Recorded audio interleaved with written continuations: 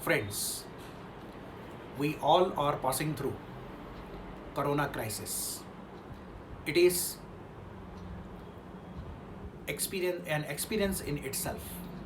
Perhaps for the first time in human history, we are facing this kind of crisis which is being felt all over the world. It has made all our notions, all our values topsy-turvy.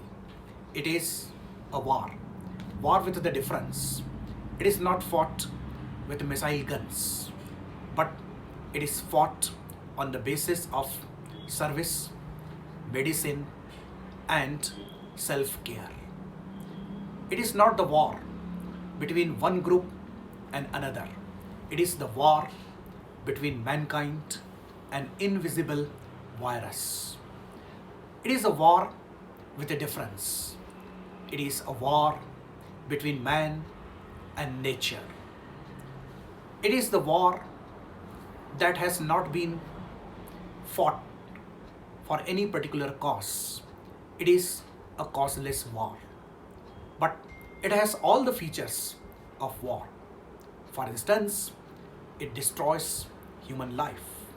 It destroys economy. It creates tension and anxiety for millions and billions. And moreover, World War. It is going to change the post-dynamic world, post-corona world in every way. The post-corona paradigms will be different. Perhaps we have not lived in that way.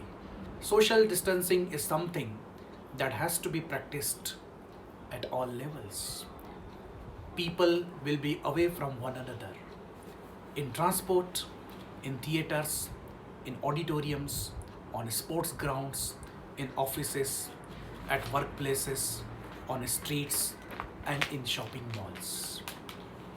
It will create a lot of burden on the resources of all the countries, especially that of the developing countries like India, because less number of people in transport, less number of people in aeroplanes, less number of people in auditoriums. That means we have to build more capacity to accommodate more people. Our economy will be stressed. Then it is a challenge before the scientists, before the people from the medical field. They are working day in and day out to find a cure, to find some vaccine. Then it has psychological impact.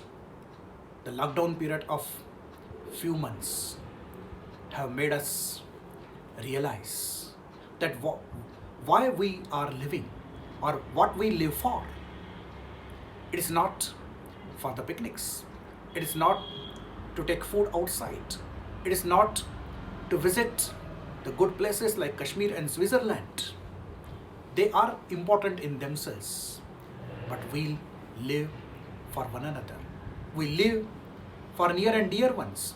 We live for family and friends. And we have to go back to the nature.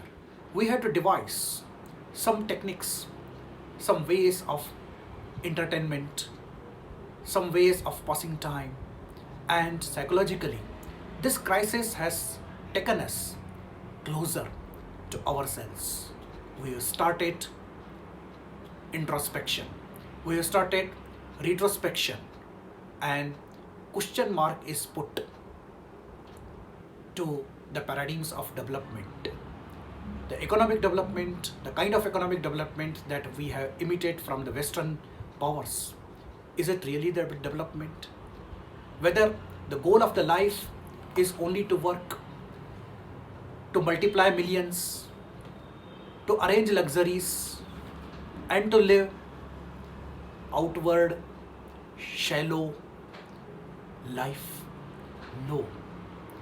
We have to reinterpret the paradigms. We have to value the human warmth. We have to value love and affection. We have to value friendship.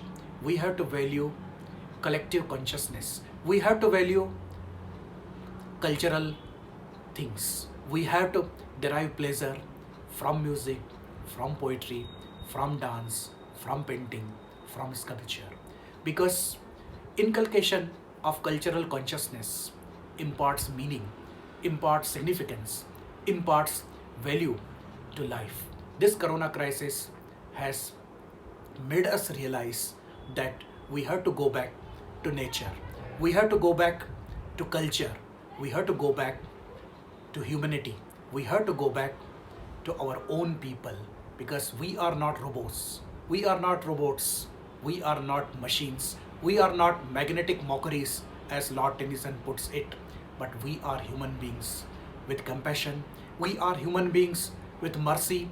We are human beings with love. We are human beings with empathy, and we are human beings with cultural consciousness. We are human beings with the spiritual touch. We are human beings with the touch of humanity. And therefore, friends, this corona crisis has come as boon in disguise. It has taken us away from the outward glitter of the world, and it has taken us back to our humble dwellings where we can discover the meaning of life once again. Take a pause, think, transform yourself, liberate yourself, and catch hold of life so that you can realize your purpose of coming to this planet. Thank you.